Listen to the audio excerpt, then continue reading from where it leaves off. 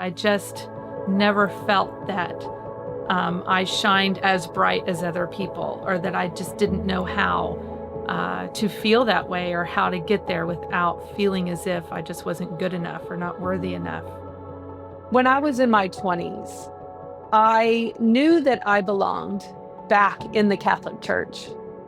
I was cradle Catholic. It was a big part of me. And I knew that I kept being drawn back, but there was something that held me back. And that was an aspect of this feeling of self-guilt, self-doubt, and unworthiness. I knew all of my ugly. I knew all of the sin that I had been through. And then when God found me and met me face down on the floor, and I knew him, and he received me, and he gave me his mercy, and he gave me his grace. When I sat up that day and understood who God was, I still cried out and said, "Where do you want me to be?" And he said, "In the Catholic Church." And I said, "If you want me in the Catholic Church, help me to show all the others that might feel that same self-doubt, that same unworth, not understanding your mercy. Help me to help them."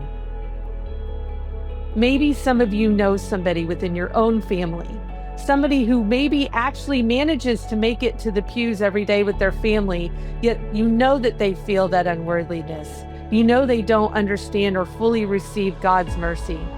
And of course, as we're all called to evangelize out within our own communities, maybe you know somebody that needs to feel and know what it's like to be forgiven, to have God's mercy among them, to know that inner grace without a doubt. Maybe you too understand who I was, and who sometimes I have to go back to and say, I am always worthy of God's love.